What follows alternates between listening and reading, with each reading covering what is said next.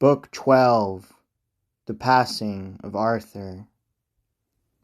That story which the bold Sir Bedivere first made and latest left of all the knights, told when the man was no more than a voice in the white winter of his age, to those with whom he dwelt, new faces, other minds. For on their march to westward Bedivere, who slowly paced among the slumbering host, heard in his tent the moanings of the king. I found him in the shining of the stars, I marked him in the flowering of his fields, but in his ways with men I find him not. I waged his wars, and now I pass and die. O me!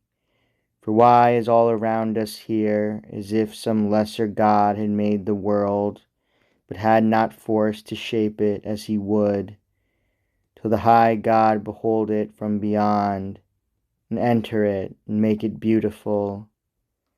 Or else as if the world were wholly fair, but that these eyes of men are dense and dim, and have not power to see it as it is.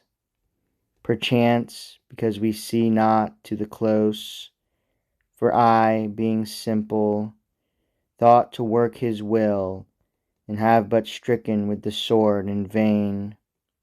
And all whereon I leaned in wife and friend is traitor to my peace, and all my realm reels back into the beast, and is no more. My God, thou hast forgotten me in my death. Nay, God my Christ, I pass but shall not die. Then, ere that last weird battle in the west, there came on Arthur sleeping, Gawain killed in Lancelot's war, the ghost of Gawain blown along a wandering wind, and past his ear went shrilling, Hollow, hollow all delight, hail King, tomorrow thou shalt pass away. Farewell, there is an isle of rest for thee, and I am blown along a wandering wind, and hollow, hollow, hollow all delight. And fainter onward, like wild birds that change their season in the night, and wail their way from cloud to cloud, down the long wind the dream shrilled, but in going mingled with dim cries far in the moonlit haze among the hills, as of some lonely city sacked by night, when all is lost, and wife and child with wail pass to new lords. And Arthur woke and called, Who spake? A dream? O light upon the wind, thine, Gawain, was the voice. Are these dim cries thine? Or doth all that haunts the waste and wild mourn, knowing it will go along with me?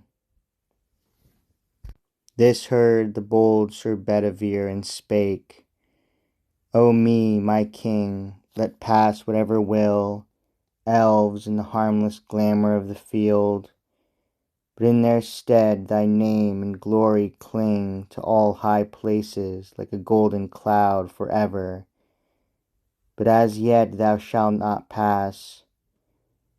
Light was Gawain in life, and light in death is Gawain, for the ghost is as the man. And care not thou for dreams from him, but rise. I hear the steps of Modred in the west, and with him many of thy people, and knights once thine, whom thou hast loved, but grosser grown than heathen, spitting at their vows in thee. Right well in heart they know thee for the king. Arise, go forth, and conquer as of old. Then spake King Arthur to Sir Bedivere, Far other is this battle in the west whereto we move, than when we strove in youth, and brake the petty kings, and fought with Rome, or thrust the heathen from the Roman wall, and shook him through the north.